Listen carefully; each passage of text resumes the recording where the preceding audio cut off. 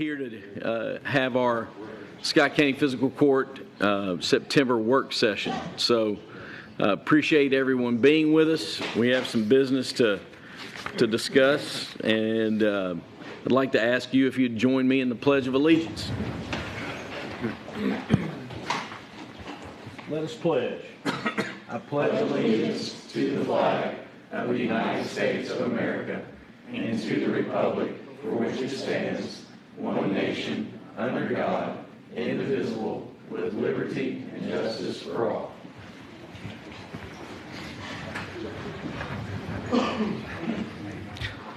So, our first item that we are going to have this morning is presentation.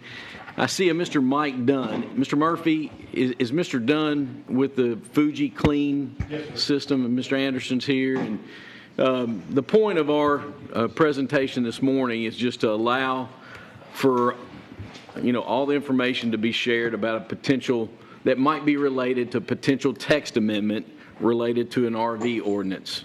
And I think it's appropriate to share all the data and information and be informed before we go forward with consideration of a new text amendment that would involve RV campgrounds, etc. So, and I believe everybody respects that. So with that said, I think I see a Mr. Mike Dunn. Would Mr. Dunn be leading the presentation? I'll be starting it out. Okay, Mr. Murphy. All right. The podium is yours. All right. All right. The podium is yours.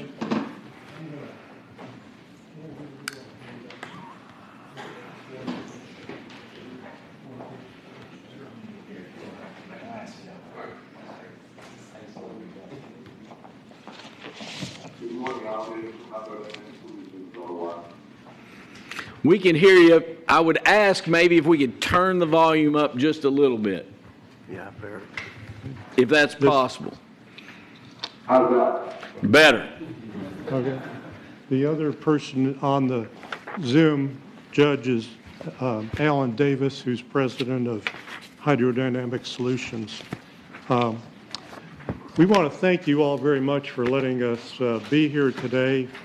We know there were some questions about the text amendment regarding the RV parks, and we appreciate having an informal atmosphere where we can tell you a little bit more about what we found on it. With the Planning Commission, as you all know, met on this 3 times. It had 3 monthly meetings and had some questions. We brought Mr. Dunn in from Fuji Clean to talk about the sanitation system that we propose on here, which is actually a system which results in cleaner effluent than septic tanks, package plants, or even municipal treatment plants. It comes out cleaner than all of those. Very interesting system. I'm not an expert on it. In a minute, I'll ask Mr. Dunn from Fuji Clean to talk about that.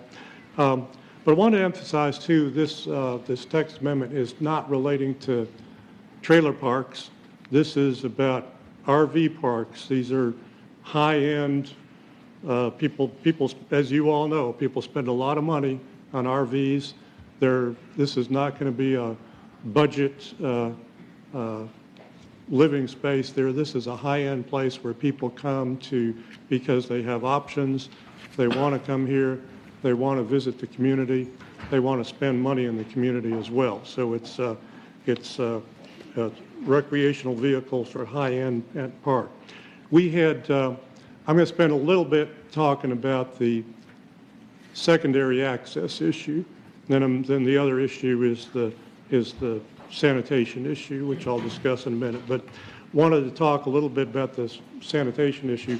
I gave a handout, and that's sort of the outline of what I'm going to be telling you here. But we have some other information on our park and RV parks in general as well.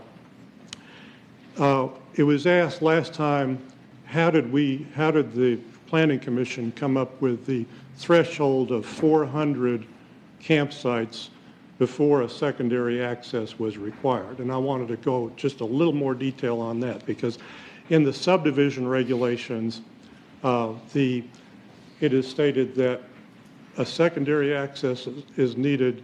It just talks about single-family detached homes and multifamily, but for 200 single-family detached homes, at that point, you need a secondary access. Of course, if it's about traffic, and the more traffic you have, the more likelihood there's going to be blockages or that sort of thing coming in and out of a subdivision. So we looked at the traffic generation figures, had an engineer get this for us from the Institute of Traffic Engineers. The manual, the Bible of trip generation is the trip generation manual. It's now in the 10th edition. We thought, okay, what traffic generation is caused by 200 houses, which is the threshold for a secondary access point? And that is in the peak hour of generation, which is the afternoon peak hour, a single-family detached house generates just under 1 trip per house, 0.99 trips per house. And that's on the second page of my handout. That's the excerpt from the trip generation manual. Then we looked at what does an RV campground generate on that. And the third page is the page from the Institute of Traffic Engineers manual on the trips generated by an RV park. And as you can see there, the average rate that for the highest time of day, which is the PM peak hour, is 0.27 compared to the 0.99 for a single-family detached house. So 200 RV slots, if they're all occupied, generates 54 trips. 200 single-family detached homes generates 198 trips, about 4 times the traffic that an RV park does. As you know, the less traffic, the less chance of breakdowns, less chance of blockages and that sort of thing. So we then did the math and said, well, how many RV slots would it take to generate the same amount of traffic that 200 single-family detached homes do? And it turns out that 732 campsites, if occupied, would generate the same amount of traffic as 200 single-family detached homes. Now, I guess my first thought was, well, that 732 ought to be the threshold for where we need a secondary access, but that's a lot. That seems like a high number, so we said 400 on that would probably be a reasonable amount. Dennis consulted with Chief Ward, I think, on that, who indicated that that was a good number for us. So we proposed 400 recreational vehicle sites being the threshold when we have to have a secondary access in and out. We also looked at some other parks and other areas. I know there was some discussion when we were here 3 months ago about whether we make it a real wide opening and spread it out so that RVs don't back out onto the public street and block access there, or make it a real long entrance in so they don't back out. I talked to Andrew Hopewell. I didn't introduce Andrew Hopewell and Dennis Anderson, who are the 2 principals that involved in our potential Kentucky Bluegrass Experience Resort here. But talked to Andrew, who's very experienced in it. Normally there's a long entrance in. But we also checked with some other cities and communities around that have RV campgrounds, I think Hilton Head and some in Florida. And often there's when you enter, there's a median type opening separating in traffic from out traffic. And what they have is they have a U-turn through the median to get back out, so that if somebody comes in and decides for some reason they don't want to check in or don't want to come in, they have a U-turn to make it back out through the median to get back out and come back out so it doesn't block traffic. But there's a lot of things you can look at to make sure that traffic isn't blocked. Normally those would be a development plan type issue. And the Planning Commission heard from Roy Cornett as well. I think, yeah, there's Roy back in the back here today. He is very experienced with, as you know, his family is in the RV business in Florida, and he talk to the Planning Commission about that, about what is needed, and I hope he'll be able to address you today on that. The other factors that we entered into us in proposing the 400 was that unlike single-family detached homes, recreational vehicles are mobile. If there's an issue, they can move and they can come in and out. And also the fact that RV parks are not usually 100% occupied. They probably are on busy summer weekends, 100% occupied, but during the week and during March, they're nowhere near 100% occupied. And we looked at the fire code, the national fire code as well, since we were here 3 weeks ago with you all. It's the NFPA from the National Fire Protection Association, which is a lot of municipalities use that. And they allow the fire chief to make the decision about when a secondary access is needed on that. And the other thing I wanted to point out that all RV parks under this ordinance would have to be approved on final development plans by the Planning Commission. They'd be coming to you for a zone change.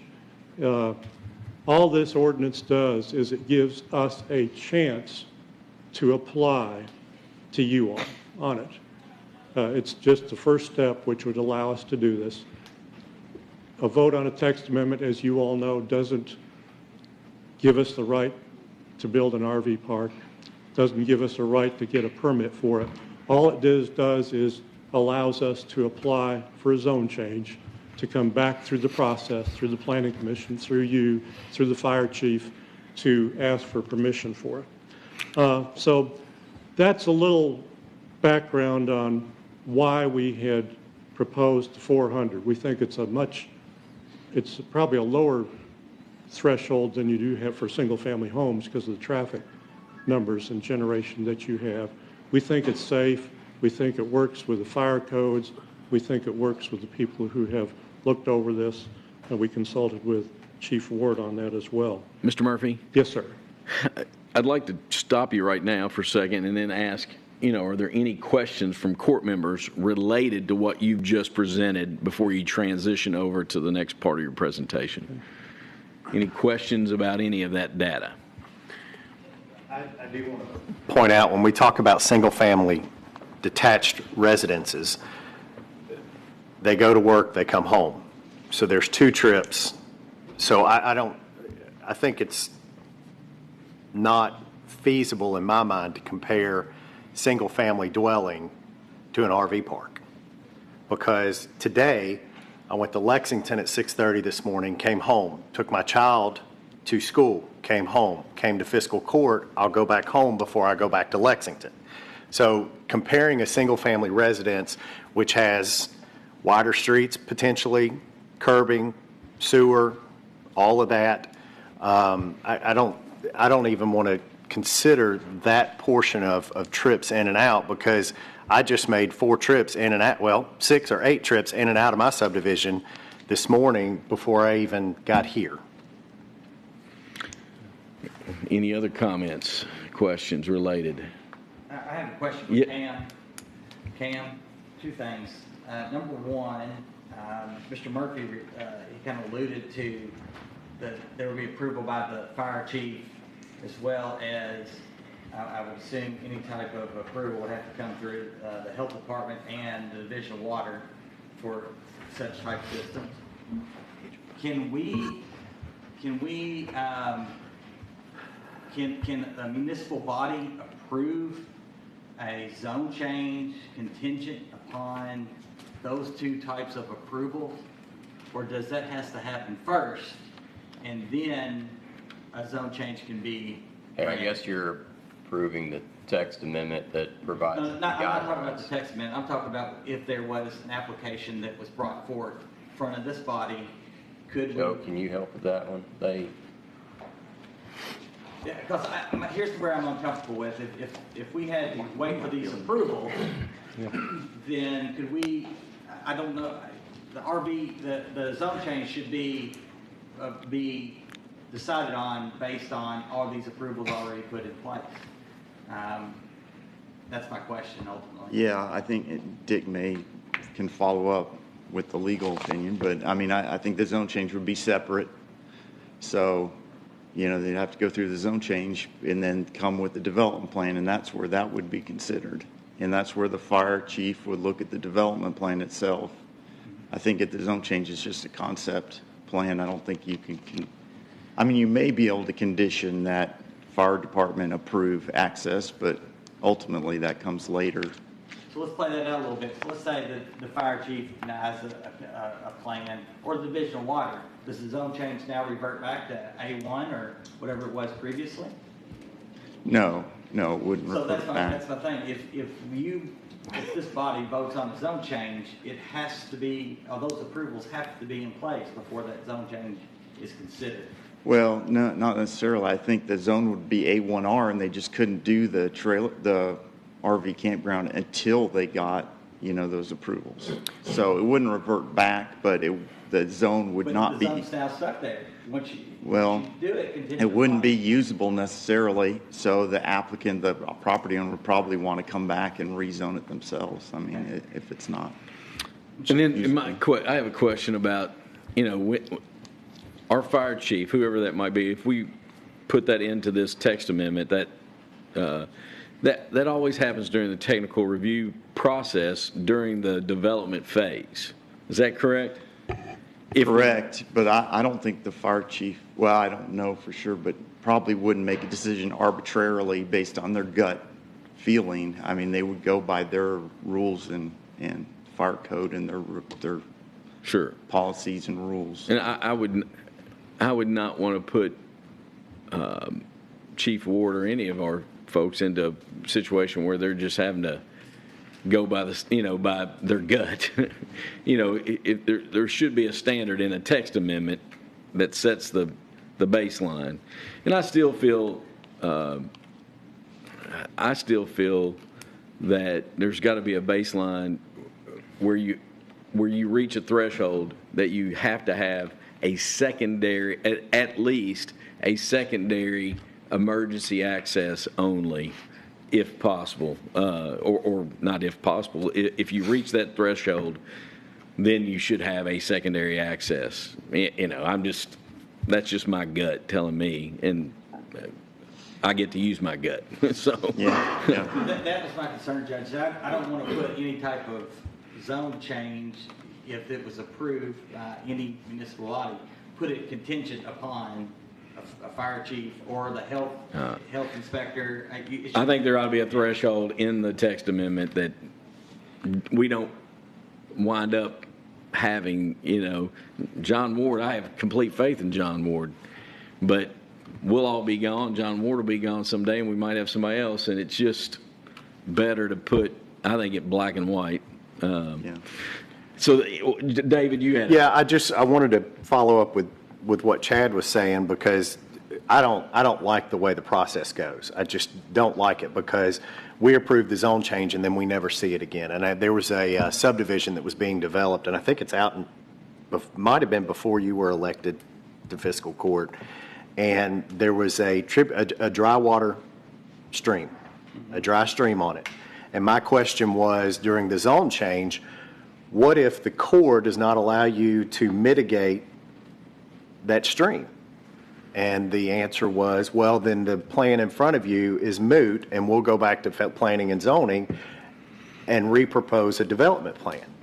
And my question was to the attorney, it doesn't come back to us, because what if we're approving because we're acceptable of this development plan for that part of the county, and now all of a sudden it goes back and we never see it again?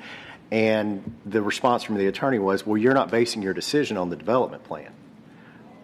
But yes, we are, because the voters vote for us, and if they don't like it, then we've got problems, not planning and zoning, because they're appointed. They're not elected by the voters. So we always have to keep in mind how this will affect a certain part of the county, no matter whose district it is, because our voters, our constituents, are the ones that we answer to, not anyone else. David, when I was sitting on the planning and zoning, if we had a change or something, we would always put that in place where they would have to come back before the planning zone to get it approved. But they don't have to come back before fiscal court's what I'm saying, after we do the zone change. Fiscal court might be able to say too, hey, once you make that change, we want to see it again before we do get it. I was told that day by legal counsel that that's not our job. Once we make the zone change, it's out of our hands. And so we only have one shot to get it right. That's it, from our perspective. And so I understand time is of the essence, time is money, but also you're talking about making zone changes that might be there in perpetuity. So just a reminder, everybody, make sure you hit your mic. Zach from Studio 46 is texting me. I'm sure, mine's on, so I don't know if it's not working. Did Okay. you hit yours? And it's easy to forget. Kelly, you have a comment. I've got a question for Joe, maybe. So this draft ordinance proposes 400 RVs, and let's say that some park is developed, they do 400, and then they do a phase 2, and they want to add 50 lots to the back of it. Does that automatically kick in a second entrance, or do they have to come back and ask for that, or what's the process then? That would automatically kick it in, but they would have to get approval for those extra 50 through planning commission, through an amended development plan. If they were doing 399 and they got that approved and they wanted to add, then that would trigger the second. I think my fear is as a semi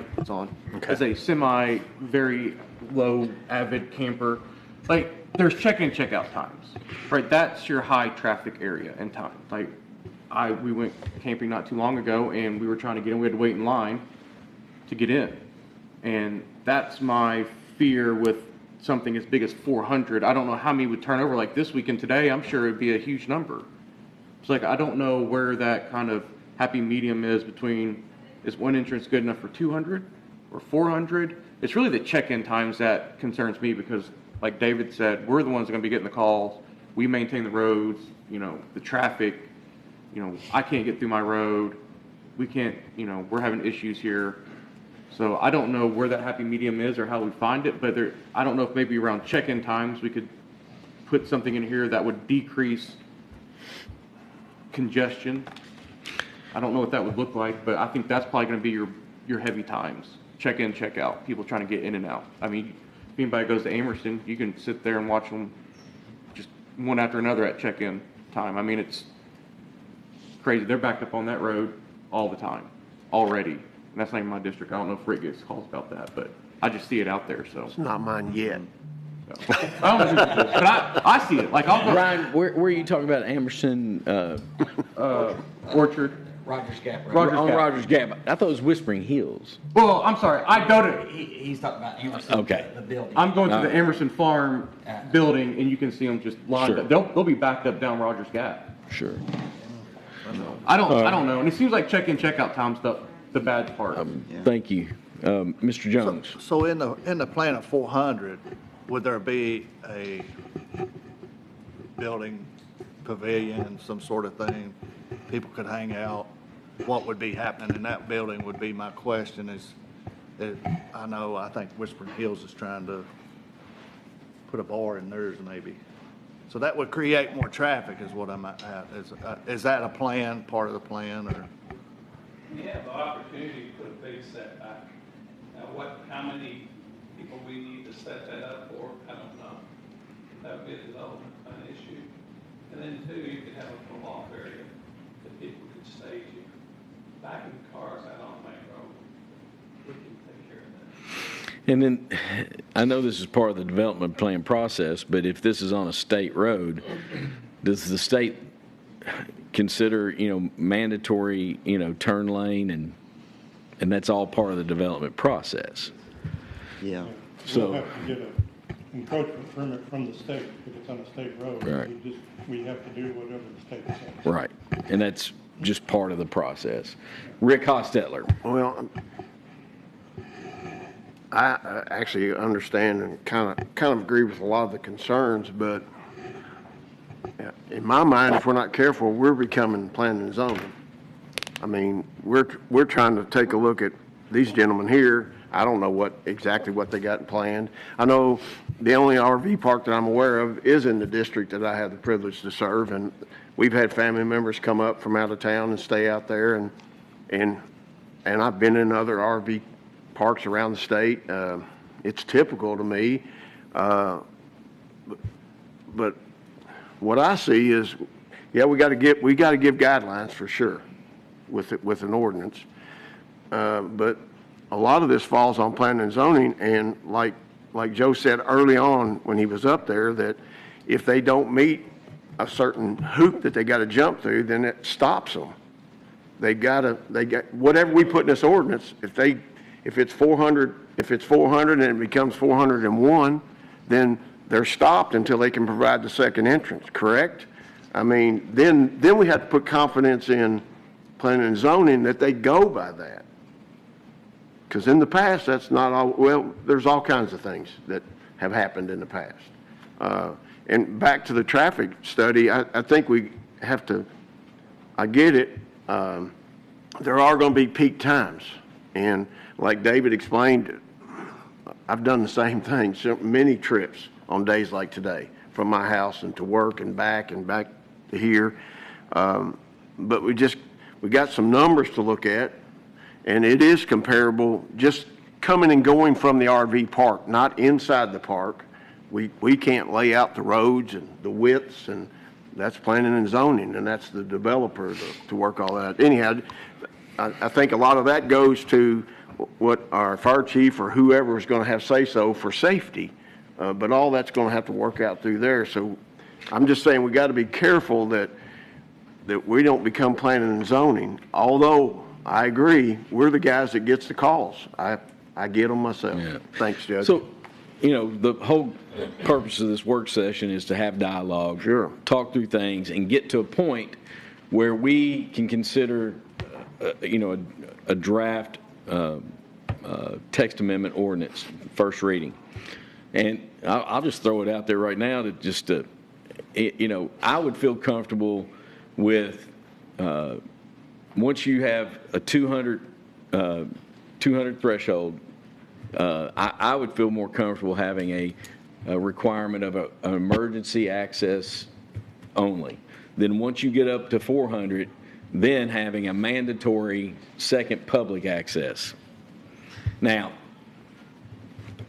I'd ask for feedback from the court. I'd ask for feedback from you all as the potential developer. Judge, if I might, I think I've been told Mr. Cornett has to leave a little early. And could I ask him to speak? This is a public forum, yeah, and that's why we're here. So and the esteemed Roy Cornett is always welcome here. I've got a little more to say, then we'll get Mr. Dunn on too. He's got a later appointment as well, but I think Mr. Cornett's appointment is before Mr. Dunn's appointment. All right. Got a 10 o'clock tourism meeting, pretty big meeting. Number one, the concern I've got about this is this ordinance is going to be rated the whole county. It's not just what those guys are doing over close to Midway. I've got no dog in the fight with that campground. I don't have anything against it, but I'm not involved in it, other than I don't want to see some rules written up that are going to preclude things happening elsewhere in the county. For example, I was talking to Callaway last night, Jim Callaway. He's got some land up there not far from the interstate, Sadieville. Be ideal for a campground. And I'm convinced the municipal sewer thing is antiquated compared to what the Fuji guys do. I saw their presentation. When you guys see us in a few minutes, you're going to be impressed. I mean, it's legit. I'm the guy that raised the flag, the red flag, about the Lyle Road thing down there 20 years ago. You know, that was a problem. The Fuji thing would have solved that years ago. So requiring municipal sewer is being short-sighted, in my opinion. All the other stuff you're talking about, I'm fine with. I just don't want to draw a line in the sand that says we can't do something on Callaway's property or the reservoir property or whatever in the county going forward as a knee-jerk reaction trying to stop something else from happening. So. And I respect that 100% and understand. Want to always look at the science, want to look at the technology. But I think this body has to look and see, what if? that fails, and what if the business model doesn't work and we're left with environmental concerns. And I think that's what you've, and out of respect, but that's why we're here today, is to listen to what's been models in other parts of the United States that have worked, and then we can make an informed decision. And I think you would agree that's fair. No problem. One thing I thought of, I agree with Rick. If the fiscal court starts second guessing what planning and zoning is doing, fiscal court's going to find themselves in the planning and zoning business. And so I think we need to respect the planning and zoning process. Rob did an outstanding job chairing that thing. The planning and zoning is doing a good job, in my opinion. Yeah, I said that, Joe. Hold up now. Did Rob Jones pay you to say that? Thank you, Roy. Mr. Cornett, you're exactly right about planning and zoning, but the problem is there have been mistakes made in the past and decisions made in the past that fall back on fiscal courts, and we've had to pick up the pieces of it and spend additional taxpayer dollars, and that's what I want to try to mitigate and avoid as much as possible. Thank you, Roy. Judge, Mr. Murphy, yes, sir. If I could get Mr. Dunn on here. All right, Mr. Dunn, the microphone is yours. He's an expert with FujiClean and has done these systems all over the country. And I just want to point out before he starts, I'll get closer to the microphone, that the system he is describing has already been approved by the state of Kentucky for use in Kentucky. But anytime you use it, it has to also be approved by the local health department as well. So the state has approved it for use in the state, but it has to, any installation has to go through normal health department actions. But Mr. Dunn is an expert on this. He's with FujiClean, which has installed this all over the country, and I'll hopefully, Mr. Dunn, you can hear us, and I'll put you on so you can talk to the fiscal court. And Mr. Dunn, if we're going to listen to your presentation, but if you could keep in mind, could you speak to any other locations where this is a similar system's been installed, where that municipality or that county government requires some type of annual inspection that assures that environmental concerns are addressed? If you could speak to that, I would appreciate that as well. Okay, good morning, and I appreciate the opportunity to talk to you about this. I am with FujiClean. I'm a technical advisor for FujiClean. FujiClean is a multinational company where we are based in Japan. We have operations in Europe, in Indonesia, in India, Australia, the United States, Europe. We're all over the world. So this is what we end up doing. So to answer the question you just brought up, I do a lot of RV parks, and I do a lot of what this project is right now. I do an awful lot of it in the West, where I am based. It is now 6:33 for me. I'm on the West Coast. I do a lot of it in Arkansas. I do a lot of it in Florida. I do a lot of it in areas where people want to travel and see these different parts of the country. It's a very big industry these days. A lot of people have gone out and have done that and seen that. And I see a lot of what this project is too, as far as being what is considered to be a resort, a high-end RV park. Okay, so when we take a look at this, we look at the unique needs of what's happening, and what the unique part of an RV will add to the waste stream, so to speak, is what we're looking at. So the technology is just really much different from what we're using right now in Kentucky, just on, as we said, single-family residences. It's almost the same type of technology, just larger, because your flows are supposed to be larger. When we looked at this particular project, we looked at something that's somewhere around, and I think Mr. Chris from the Division of Water had given us a letter here when we took a look at this, Chris Edwards, and he said, you're looking at somewhere around 46,000 gallons a day. But when you take a look at that, that is a prescriptive code. It's a number given based on those 400 RV slots that you all are talking about this morning. So we took a look at that from there. The technology itself is something that is quite simple, but it's actually very packed. It's got a lot of different science to it. If I may, let me give you, I didn't know we were going to go through the presentation, and I'll do this quickly for you, because when I was there in front of the board last time, I did put something together, and let's see if I can't get you something to go by that. So I can share my screen for a minute. I'll see if I can get you something to chew on. All right, let me see if I can give you this, and I'll go up. I'll continue to go up and up and up and up. So hold on here for 1 second. So I'm going to give you a 30,000-foot view of this. All right, this is me. We'll skip that one. So to understand wastewater treatment. Hey, Mike, we're not seeing your screen share. Studio 46, Zach, he activated the screen share earlier. He's checking it again. We can't see your screen share. Okay. And it's showing on my end. I think we might have some. There we go.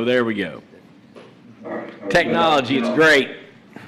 There you go. So we're all familiar with the conventional system, okay? To understand advanced treatment, we have to understand the conventional. So basically, we're all familiar with a septic tank, okay? That basically, it's a solids receptacle. There's 3 levels to it. The heavy solids fall to the bottom. Fats, oils, and greases float to the top. And the cleaner, what they call the cleaner effluent, which really isn't clean, goes on out to the drain field, okay? Once you end up having that, it gets dispersed out into some sort of a soil-based absorption system, all right?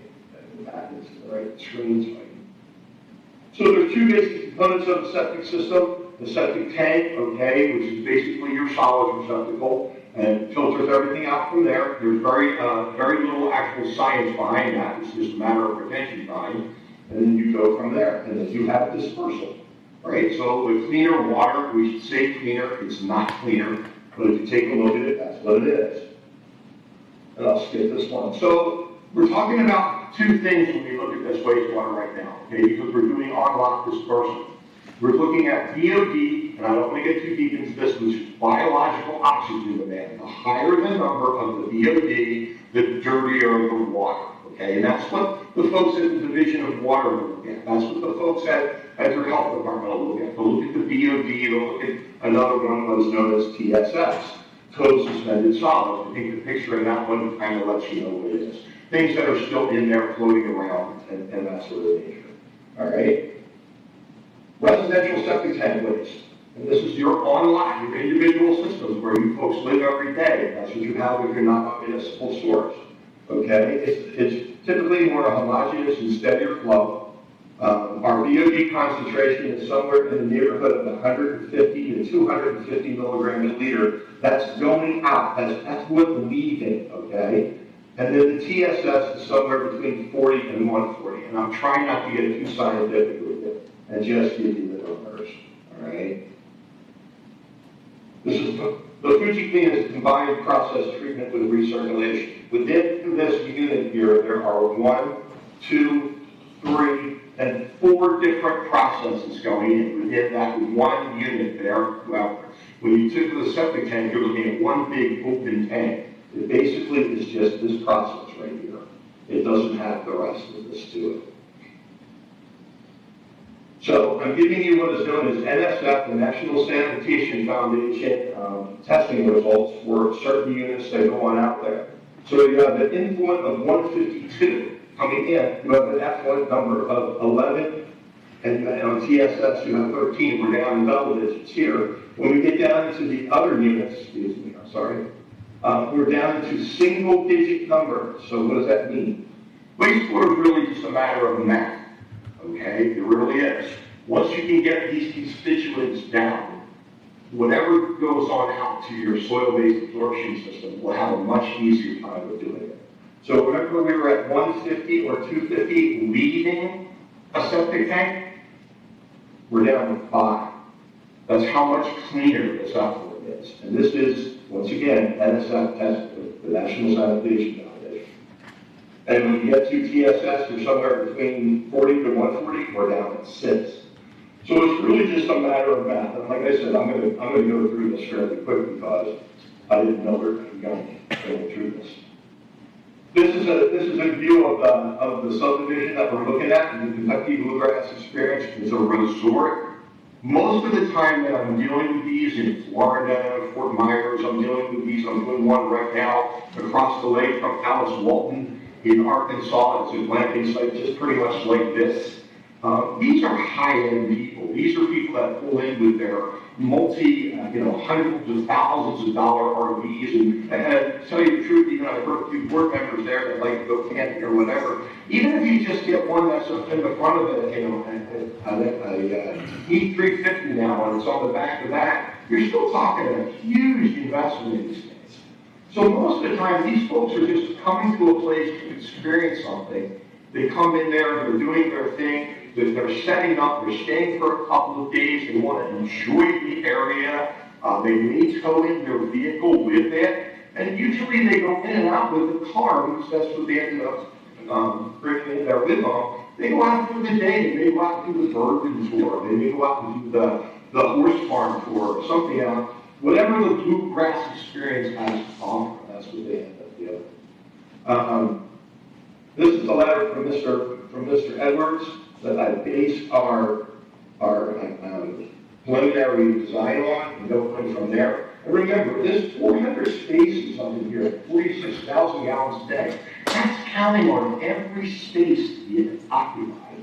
And that number is 115 gallons a day. It doesn't seem like a lot, but it actually is, because most folks there, if they're there for the day and you want to see the bluegrass experience or whatever, they're going to do their thing. They're going to get up, take a shower, do whatever, either in a bathhouse if it's there, or usually within their own RV because they're more luxurious than that. And then they'll stay, and then they'll go on out. So they're not really, they'll go on out and occupy restaurants and that sort of thing and bring an economic boom to the area as well. But they're not in and out a lot. So that 115 gallons has been shown to be nationally pretty damn close. It's not a lot of water that goes on out there, okay? And then the next thing is, this is basically our computation sheet. We take a look at how this stuff is. This is the science of how we take a look at what's there, and we scale it up to figure out what we're doing, okay? Let's see if I can anything else. This is all just for me and this other stuff. Let me give you, if I can drag this. So, Mr. Dunn, could I ask a question? How many comparable Fuji Clean systems, and I know that, every situation is different because of the soil, local to the area, does it perk and such, but, how many of these systems have you put in different places across the U.S.? And, what's the record of success that you've had with these type systems? Well, what I will tell you, sir, is this, okay? Right now, I'm probably working on maybe 25 of these across the country, and we're only one manufacturer that does this. There's other ones out there that do this as well and go from there. And the record of success is extremely high, okay? The folks in front of you have a very big financial stake in this. So it behooves them to make sure that everything in this facility is functioning properly. So when these systems are designed and they go in, okay, nothing is fire and forget it. Your own on-site system as a homeowner isn't fire and forget it. You need to make sure that you pump it on regular intervals. You need to make sure that if you have a pump that is functioning properly, and the interval's a little bit less there because it's only a single family home. And then it incrementally goes up until you get to a municipal sewer plant where you've got round-the-clock 24-hour people there. Most of the systems that I have, I should say most of them, if there's an issue with the system, it's usually a mechanical problem.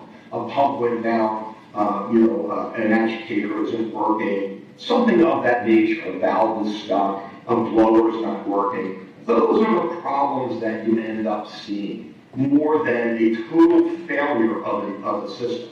okay? It's not something that you're gonna see in the day in, day out basis. They're going to have somebody that is trained, understands the process, and goes from there. And the reason being is because, as I alluded to before, that, 400 sites is one thing. We don't have package plans. We designed specifically. This is an engineered solution specifically for this site so that it's scalable. And in the summer months, everyone's traveling, everyone's doing everything. In the dead of winter, they're not going to have that many people there, so it needs to be able to go down. So you have to have trained, I shouldn't say operators, but trained people that understand what's going on and are able to scale this up and keep it going through those months and scale it back down and get to there. The science doesn't change when you do that, at just the flows. And that's all that ends up happening there. So that is the part that you end up seeing there. The success rate is high.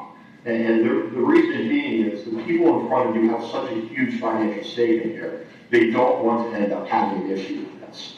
And if there was, let's say there is a catastrophic problem and something ends up happening, I don't know the facility as far as the topography or something, but you end up getting flooded out, okay? Completely flooded out and it damages everything, the whole 9 yards. Well, the easiest solution is there's no one there. If there's no one there, you have no flood.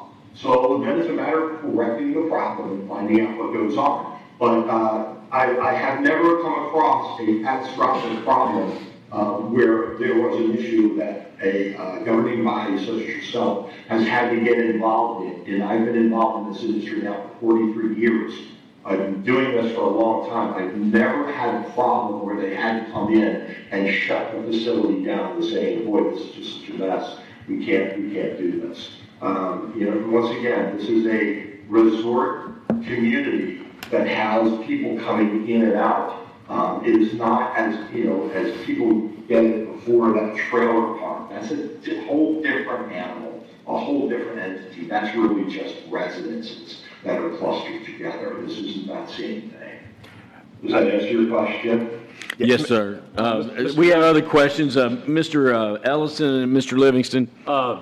To that a little bit, could you email us maybe some of those sites, locations, and things like that, so we can just have some sort of reference of, size and scale, and, if you've been doing it for 43 years, some of them have been there for a long time. Okay. And then, when it goes to that type of system, are we talking, is it like one big thing that feeds the entire park, or do you have multiple smaller, how's that? What I'm trying to do now is see if I can't change what I'm sharing with you. Okay.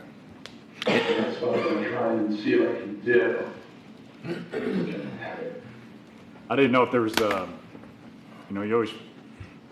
I didn't know if there was a way that you did it that made sure that you didn't lose your whole, if you had one go bad, do you have backups and whatnot? Can you see what I have on the screen now? Yes. Okay, so, as I said, this is a preliminary concept, just based on Mr. Edwards' number of gallons per day and what would end up happening. So, I'll run you through this quickly if I can get my cursor and everything to cooperate. So, basically, a septic tank is represented by these two tanks here, okay? And in here, and this is, once again, you have to understand, this is a concept. Once it would go through and we would actually present to the Division of Water or whatever, we would begin to get our engineer involved and go farther and make sure that this is the way it is. I'm just putting the concept out there. These are what is known as primary treatment tanks. So that is basically what you consider to be your septic tank, okay? So everything would come in here, and this is where your solids and everything was separated there. Your inorganics would be separated out, and they would go from there.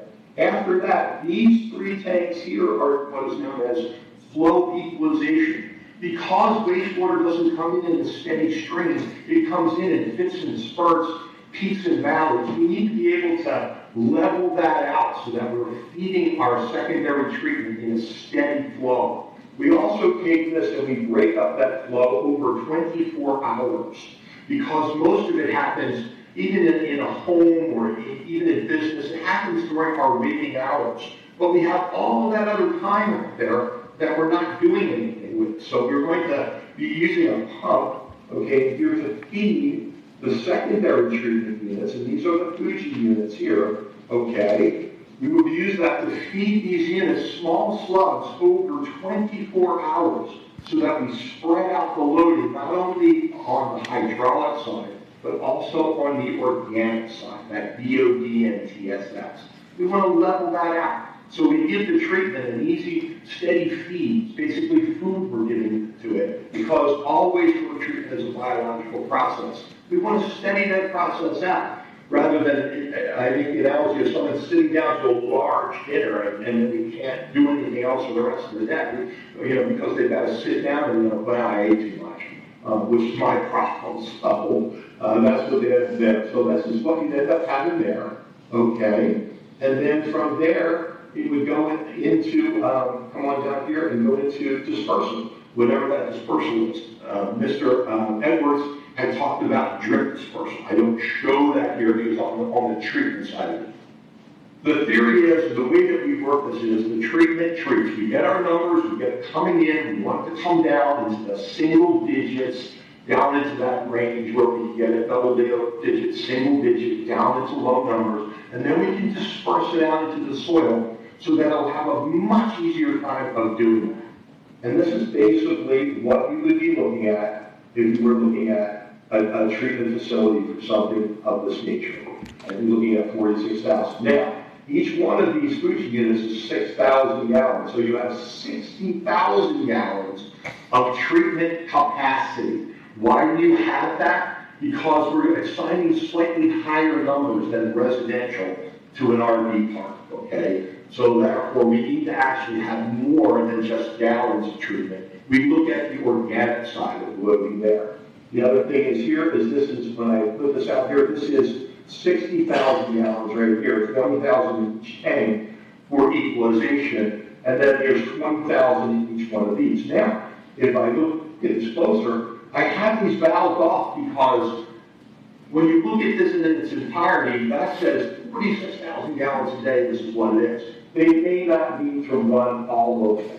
They may only need to run the first bank of these for the beginning of the season, and as things ramp up over the Memorial Day weekend and everyone is on the move, that's what you'd end up doing, and you start operating more units and go from there.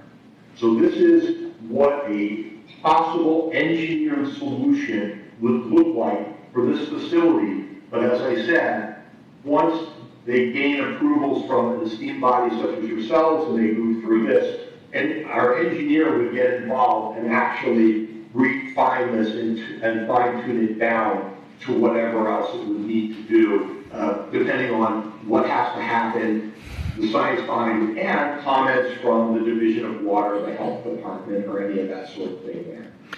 Is any of that mechanical, when you're saying valve everything down at certain times of the year, or so you're talking about somebody physically doing that versus any type of electronic system, right? Yes. Okay. And then Mr. Livingston had a question.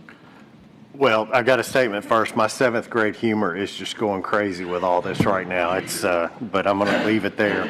For the quote-unquote operator, is there any required certification through the state or training or anything like that for this type of system?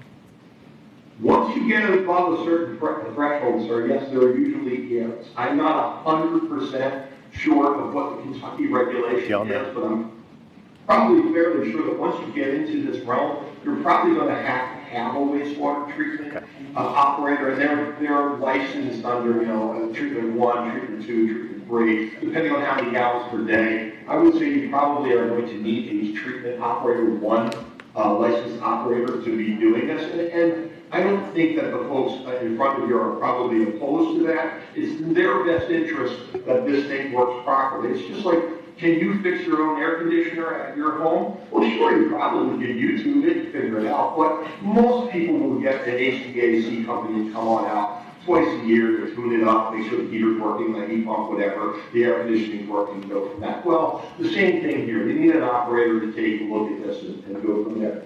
There's not as much as you think of this. A lot of this is gravity. There's not as much to this. There's no mechanicals in any of these tanks here at all, other than the yellow lines, the air going in. There's no pumps. There's no floats. There's nothing to go along in those. It's just a matter of oxygen. We utilize oxygen as what we want to feed into it. It's done in every wastewater treatment plant in the world. Okay, so you're using air. That's what it is. Okay, it's a matter of biology. The more oxygen you have in the process, the better the bugs, the more efficient the treatment. What's the age of the technology on this? The age of the Yeah, how long has this been around? 1960 Okay. is the age of this, because that is when FujiClean started to get into this, along with the same process of what goes on. The unique thing about Fuji is it is based in Japan. There are no septic tanks in Japan. Everything is advanced treatment, 100%. There are no septic tanks. They don't have enough land to play with that way. They have to do advanced treatment and clean it up much better. So that's how the technology has evolved. It is a well-respected technology. It's been around for a long period of time. You know, it's been evaluated by NSF. It's been evaluated across the world, European. It's been evaluated in Canada. It's been evaluated everywhere. So I mean, it's pretty bulletproof, to say the least. Just curious, from a facility guy that has to deal with this sometimes, is it more expensive than packaging plants? The problem with a package plant, sir, is this. You say 46,000 gallons is what I get. You don't get any scalability into that. The problem being is if you don't have enough food to feed a robust package plant, you end up having problems, okay? The package plant is just a term meaning that, you know, they put this together for the site. The problem being they don't have a lot of scalability in this. Therefore, an engineered solution, actually taking a look at this site, what it is, what the flows are going to be, what the organics are going to be, and then you build in capacity to deal with it over a 12-month period. Not only that, the business model isn't the same every day. It changes. Today we have 100 people here, and they're going to be here for a month at that level. And then at the next month, we know that it begins to go up. Once this place is in operation, provided there isn't any major difference that changes, and what I mean by that is, you know, that all of a sudden you folks say, okay, we can have the next Six Flags in our county and they're going to build it. You know, other than that, there will become a historical marker that they can begin to take a look at this and operate the system from that as well as what's coming in and go from there. Package plants don't really give you that scalability, the ability to go from there. And if you don't have that, when systems start to starve for food, they get very lackluster in performance, all right? They're looking at a soil-based absorption as a dispersal. So the cleaner the water going out there, the better off it is for them. And they can manage that the lifespan for this can actually be for a long period of time, almost not forever, as long as they treat this thing properly. So, Mr. Dunn, is there anything else that you want to point out about, you know, any other locations, or, you know, you've established the science behind it and the mechanics behind it and that it's been used at numerous places. I think we've got a request from one magistrate for, you know, you to share some examples of other places. And then are there any other requests or questions from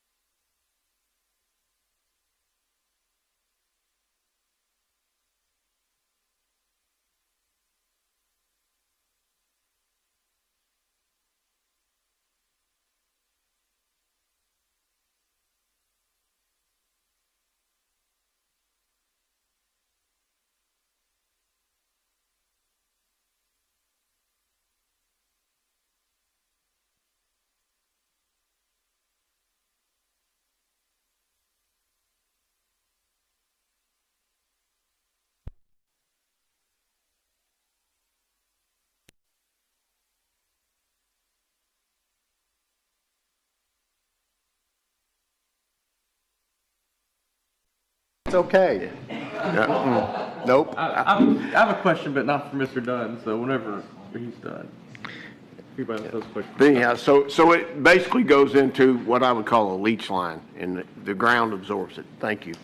Thank you. Mr. Pratt?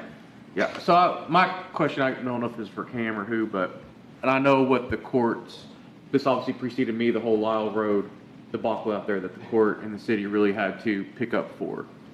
So my question is this, could we put in this text ordinance that public sewer is preferred, but if they want to do something private, that they have to bond a certain amount that would be bonded to the court to help cover an environmental impact? So we're not stuck with the bill.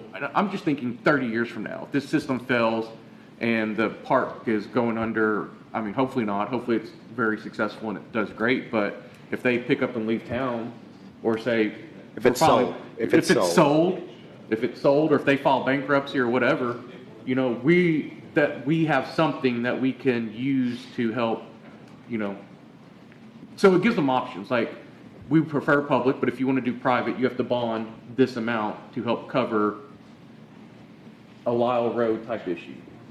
Yeah, I mean, I think so. Is that something, Joe, that was discussed, anything like that in crafting this? I'm sorry, I'm just coming up with great ideas today, so. I'm trying to get you up. Yeah, no, I think that idea was thrown out. We didn't go down that path. We hold letters of credit and bonds for infrastructure improvements, but not on a, 30-year basis. I think what the problem is with the bond, though, is by the time your bond runs out is by the time when the system might be, you may require a 10-year bond, but the system runs out at 15 or something. You have major, and it's not a cheap expense to carry a bond in that manner.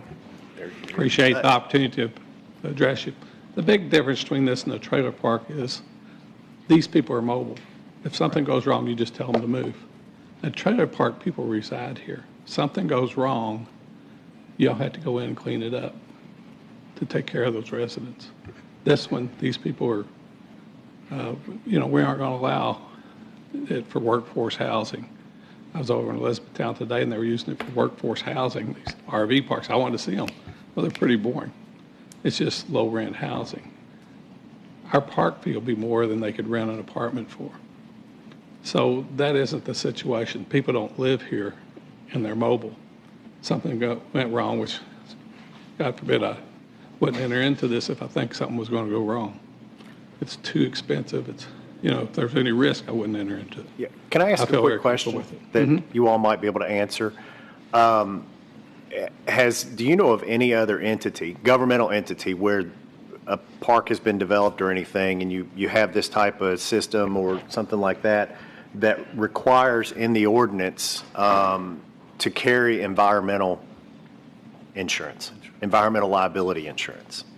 So if down the line there is an issue, there is a policy or a limit or a coverage to go after to be able to do the cleanup, as opposed to the county or the state being on the hook for it.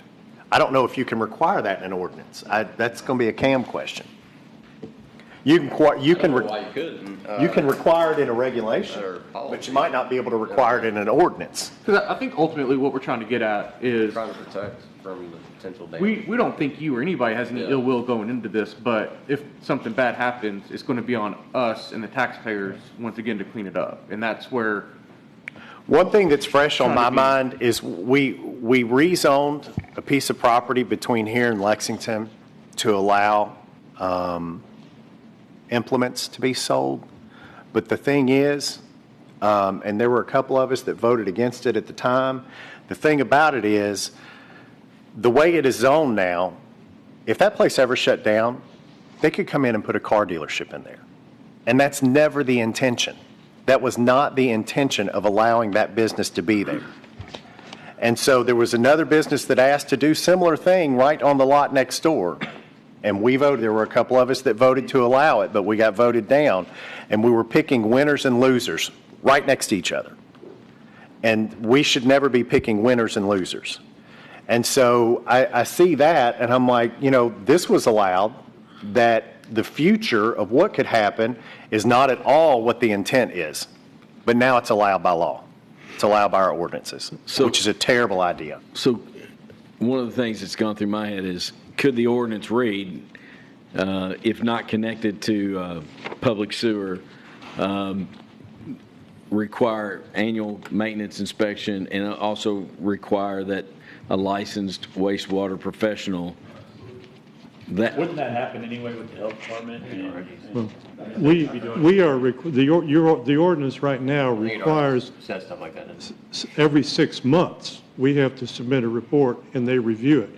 And the powers that are in the ordinance you have right now says that not only if we malfunction, but if we don't submit a report, the whole thing can be shut down and everybody has to move off. So there's real strong environmental enforcement in here right now, and it's every 6 months, not every year. That would fall upon our health department. Yes, sir. Okay. And again, it's not you all, it's not your group. It's about 15 or 20 years from now when you potentially have sold it and somebody else owns it and doesn't do what they're supposed to do. And then we're stuck with what we've allowed through our ordinances. Yeah, but those future folks, because you're correct, everybody in this room is not going to live forever. Somebody else is going to have it wherever. But those future folks are going to be under the same guidelines. I mean, They're going to have a huge investment too, I would assume too. So, if they buy it from you, you're hopefully going to make money off of it. So somebody that buys that's going to be coming in, I would hope. I guess that still could be mismanaged. So can we find out if you can require environmental liability policy?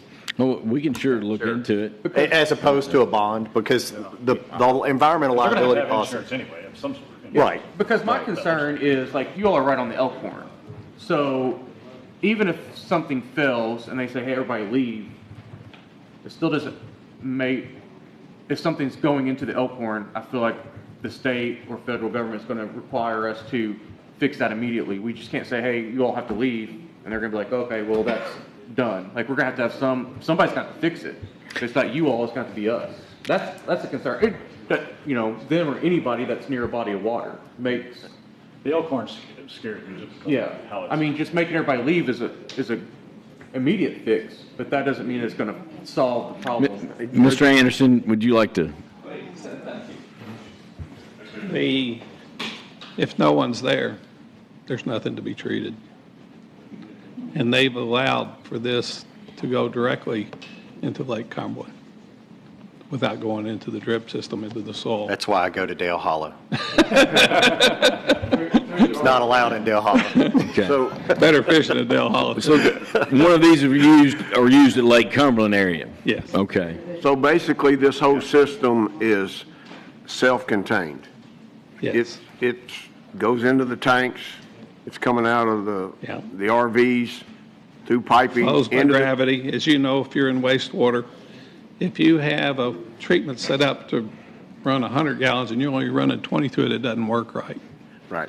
And so this has variable flow, and we can control how many tanks it's going into to maintain the flow.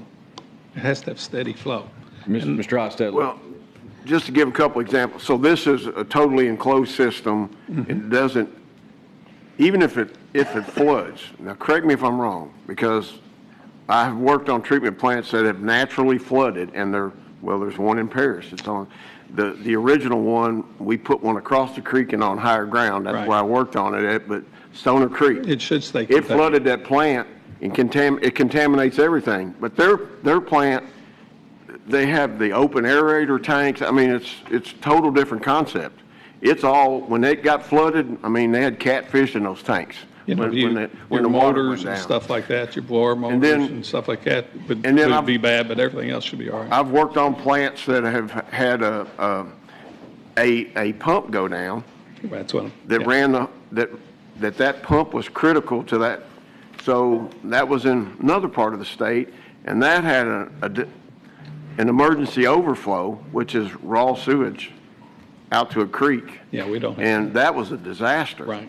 And that was because, unfortunately, that city didn't maintain their pumps. And that That killed fish That's an open system. for This is a miles. closed. But this is, yeah, that's an open, those are open systems. Those tanks are open, everything that happens there is open. Right. This is not the case. What do you call this system? A Fuji Clean. Well, but like, that's just, he said there's multiple, right? Like, we can't put an ordinance for a specific brand, right? Like, that's a, Reverse osmosis type of. like, that's another thing too. Like, what if another RV park comes and they want to put in something like this, but it's not the same as this? Can we put an ordinance in for a specific maker? No. I think it goes back to, the development plan process would be reviewed, and the specific system would be reviewed for its merits on its own. Yeah, if you required a certain, There is a name. yeah, if you required a certain manufacturer and that manufacturer had a defect, then we could be on the hook Yeah. because of. Mr. Murphy? There's a general name for this system, and we just got word that Mike couldn't hear us anymore.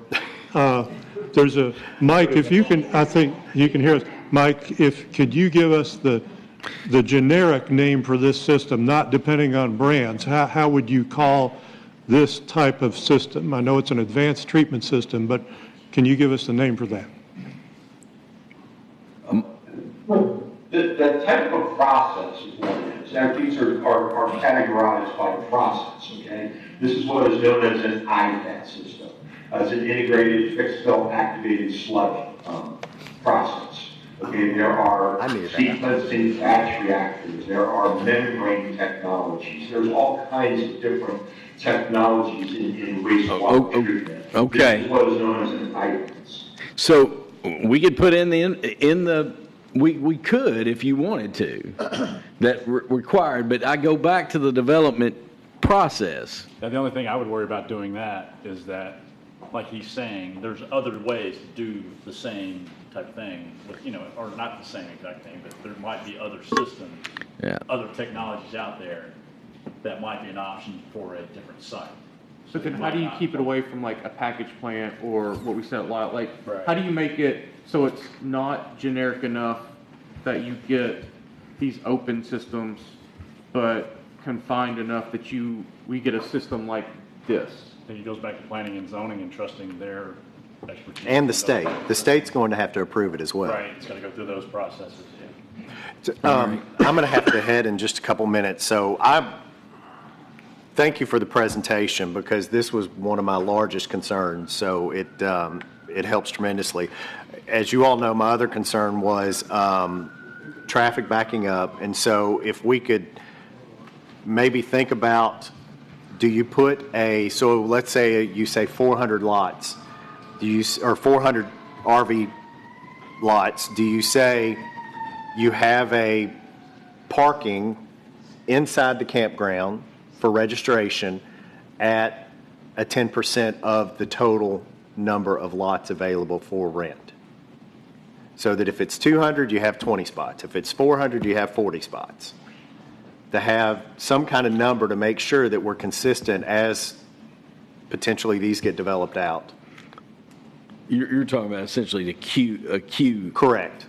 Because like if you go to a lot of the state parks, when you go into the campgrounds, they have the same thing. They'll have pull-offs where you can pull your boat off, you can pull your RV off, so that you don't back up into the campground or back up onto a public road or anything like that. So, I don't know. So the number you just used was. That's some sort Okay. of stacking. Yeah. But we would have to provide that. We don't provide good services, but people go in and out there, you're not going to stand in line. And it's not just about you. It's, when we pass this, it's, so, Well, right. any other questions or comments, and then we'll move our next topic. We appreciate your all's time. We will bring this back next Friday, and between now and then, yes, sir, Mr. Anderson. About 10 years ago, I was invited to go to London, England to study secure by design. And a whole lot about securing an environment is access control. I can see the reason for an emergency exit, but we do not want two usable entrances. That would create petty crime and stuff like that, where people could sneak in one way and go out another. But they got to go in and out the same. They go in, go out, and you go, what's going on there? You would stop them. That was one of the principles. They call that a leaky site.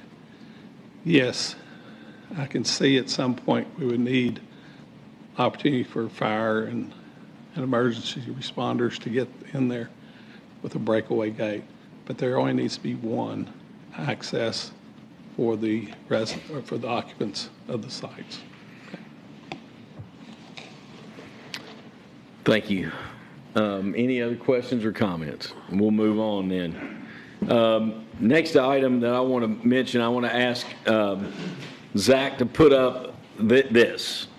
I would like to propose bringing this to you all. I was contacted by the HOA in this neighborhood at Stonehenge.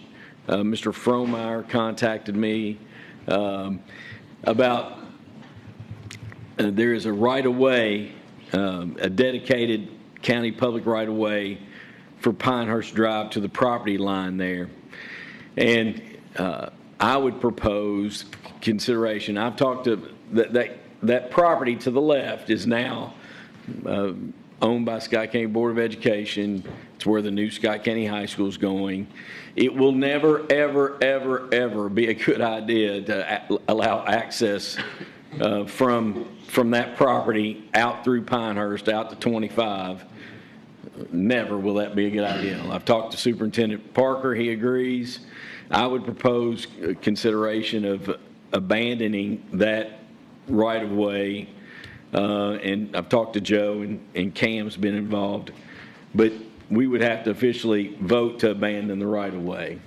And then it'd be surveyed, and then go from there. I think all we would have to do is officially vote to abandon the right-of-way, and then we could take it from there, right? Yeah, correct. Then we record a plat abandoning, officially abandoning the right-of-way. So is that like an ordinance or? No, we would just come next Friday and take up the consideration of abandoning that right-of-way at the end of Back to Pine. that landowner, or? That was my question. It would be split, Between those two properties. but it's all just, on their well, own property. in my opinion, though, I think all that parcel belongs to one owner, but there was a right-of-way there that if it ever, so Joe, can you help me how that would be? Well, just on the plat, the right-of-way was dedicated and accepted by the county, so you would have to physically vote to abandon the right-of-way, and then it would revert either to that one owner or to both owners if they shared, if it split a property boundary. But if it's all on one Doesn't look like property, it does, yeah. it would have to be done as part of the plat.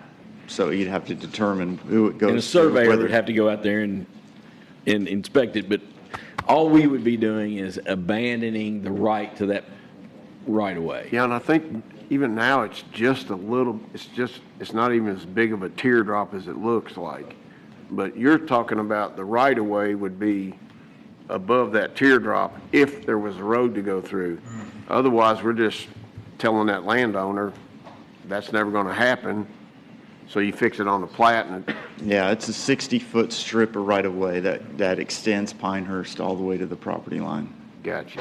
Yeah. And that blue line is not survey, that's not a survey line. So Sure. that blue line might not be accurate. Sure, you don't want 1,500 students driving through there. I don't know how that Go ahead and goes make to the that school vote now. property, but could it ever be used for a walking path for students walking from that subdivision to the school? We had that issue when Kroger was developed with part of Bradford Place, and they ended up, instead of having connection to the Walmart or the Kroger parking lot, they put those little stakes up and made a walking path. But that was at the request of the development, the people that lived in that area. So it's like these people are requesting to not have any access to it. Yeah. Their request was to consider abandoning the right-of-way. I would just hate to get rid of it. In that area, there's going to be a berm and a 6-foot fence. So no walking. There's not going to be a walking path. That was my For only that, concern. so, and the people that, like at Scott County High School currently and Scott Middle, It never ends well. Like those poor two houses right there, if we make a. It'd be problematic. They're gonna sell those houses as quick as they can. Hey, Billy, let's go have a smoke over here. And there's no sidewalks in that subdivision. So It's rural. So we'll bring this back to you all on Friday, but that would be my recommendation. Cybersecurity grant, our new, Chip's back here with us. Thanks to JR and their team, and they've got his furniture moved in. We bought surplus furniture, being good stewards of tax dollars from the surplus places. Really looks really nice. His office is set up behind Michelle. Michelle, being the team member she is, made way for him. But we're aggressively, right now, going to use this position, and Chip's helping put together an aggressive cybersecurity grant that it's an 80-20 grant. I'm going to bring it to you. I'll get you the details Tuesday or Wednesday. The deadline's on September 15th. They always have these that are turned around so quick, but we're going to be very aggressive. We're going to include Chip's salary. We're going to include the costs for our Massac County data center monies and several other items. It'll all be spelled out for you, but I'm going to ask you to approve this next Friday, and we're very, I think we'd be aggressive and go after it. If they want to knock something out of the request, they don't have to knock the whole request out. They can line item what they want to approve. So we'll be bringing that to you. The Super Recycling Day, we'll be sending these out in mass, but we're very fortunate and thankful for Toyota's partnership. This will be October 20th, October 21st, and Our day's October 21st on the Saturday, 9 to 2. Yes. Gate 1. Gate 1, and that's huge. I am not going to sit up here and we talked about this. This is just a draft relook at our capital projects funding, and trying to come back next Friday and really direct RJ, Compass Municipal Advisors, on the amount that we want to go, tell him to put out the bid for the bond. Michelle, if you'd like to comment on this, but, looking at ballpark, we've got a hard bid on the sheriff's office at 10.8. We have an EMS station that we're waiting on a hard number after value engineering. Our share is going to be half of whatever that is. We have the farmer's market. I'm just trying to be realistic before it gets done. It's probably going to be 1.2. I hope it's less. But we do have 250 in a KDA grant, 50,000 ag extension grant, and then 500,000 in that naming rights agreement. And that's a 10-year agreement paid over 5 years, but it's 200,000 in the first year, what's been discussed. That's not been signed or approved by you all. We've been working through the logo placement, the color placement, and I'm very confident that that will be finalized soon. So, if you have a $10 million bond over 10 years, your payment's going to be about 1.2 or thereabouts.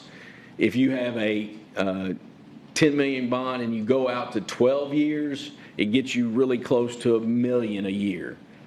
That's the kind of information I wanted to give you all today to think about. And then I want you to keep in mind that the cash in hand is coming out of 2 budget cycles. So, and then when we sign this agreement and we accept the bond, they're going to give you 10 million lump. Now, we will put that in a money market, most likely, that will be able to draw some. No, Michelle says we will. We're not going to let that sit. We're going to put that in the money market. We're going to try to get 4.25, try to get some money on that. Now, the government doesn't look kindly on that, but we have to. There's some ways that we can show them where we're drawing down, and we can navigate that. So that's a picture of what we need to do next Friday. Yeah, the Finance Committee, I think we feel like if we're conservative that the $4 million over 2 budget years, we can swing that. But we also need to be aware on what we have coming on, coming down the pipe. We have some economic development opportunities, and, I don't want to be house poor, but I also want to be good stewards of tax dollars. I have two Question. Just two real quick. Have you talked to the city about their share of the 3.4? Are they still good about, I know it's higher than we had projected from the architect. Are they? Nothing's approved, but I do feel optimistic that they will approve once we get the value engineering, that number on a contract basis, ready to present. Perfect. And then did we ask tourism for the farmers market to help? If they're going to run it, did they? We've mentioned that to them, hadn't finalized. We're turning it over to them basically. Other than farmers markets, they get to use it for their will. I think we should maybe ask tourism. I can go back and we've had that conversation, but never pushed. And they didn't come back and say, hey, we're all in on this. So, Michelle, you had something you wanted to mention. It's along the lines of not being of your comment of not being house poor. Want to share the the investment policy. If we can maybe look that over, I have a copy for everyone to look over, and maybe get a vote on that. Just so you know, just in summary, it's stating that the county will maintain a minimum unassigned fund balance in the general fund of approximately 40% of the current year budgeted expenditures, including transfers. So what Michelle's talking about is what we've talked about as a recommendation from Compass that would help us, just have a solid policy that drives decisions. And we haven't adopted that, but we've talked about it several times, and this plan would stay within that guideline. So I would be in favor and support and recommend a policy that, like what we've talked about and what Michelle's referencing. And I think it's also a recommendation by the auditors prior to Michelle. Right. And that was the, they've never said anything to me, but I have made mention. It had to do with so much money in case you have mass retirements and all that kind of stuff. And the other item was that, Moody's just, our bond rating, AA3, help me, Michelle. It's a AA 3+. Plus, yeah. And that bond rating is better than the state of Kentucky's. So we are in a good financial position. And, we want to stay in a good financial position. So that's the key. I don't have any other items. Anybody on the court have any items? Just want to make mention that this was back in 2021. The Tourism and Arts Heritage Cabinet with Jared, the Kentucky Heritage Council. They Jared again. Ding. Thumbs up. They had granted us tax credits of approximately a rehabilitation cost of $163,000. Where we could have approved tax credits of $18,200.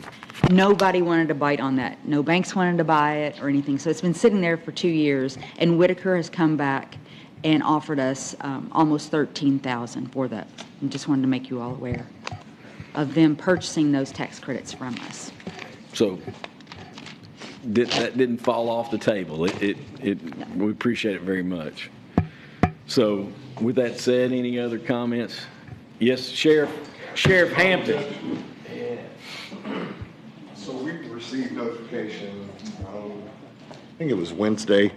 We had applied for a grant for a firearms training simulator, which is great training. CAECO provides that across the state. That's what I did at the League of Cities with police departments. Took it out, trained police officers on it. We were approved for this grant, $55,600 for a virtual simulator. Goggles. It's just need an open area, contained area, and goggles. It's great training. We're probably going to have to add about $15,000 to it. We plan on just paying it out of our budget unless you guys since you're making some investments and you got some interest Here coming we in. go. No, I think we're the first in the state to get this. CAECO doesn't even have this device yet. They have the IES simulator. So we're very blessed to get this. It's great training.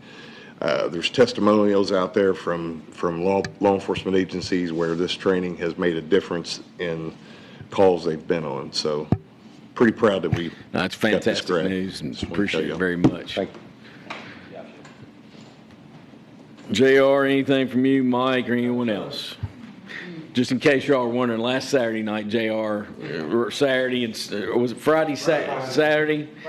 You had about 8 crews out, or multiple crews out, and we appreciate the work y'all always do. And Mike's always out there, when we have power outages and such. But the crews getting the roads clear is always fantastic. We appreciate that. So along that line, I'm glad you brought that up. The Mayor Sadieville called me last week and was giving kudos and accolades to the road department because they've been up there doing their regular trimming and mowing on the county roads in the northern part of the county. And he's getting calls from the citizens up there that it's really good, and they really appreciate it. So I said they deserve a pat on the back, so there you go. Yeah, that's right. All right, with that said, then, if there's no other comments. Oh, I'm sorry, Rob. Mention, if anybody's traveling down 227 this weekend, the 227 yard sale is this weekend. All right. A lot of people's already reached out. You missed the splash Should be a pad. good crowd. All right. Thank you. Everybody be safe this Labor Day weekend, and we'll see you next week. Thank you.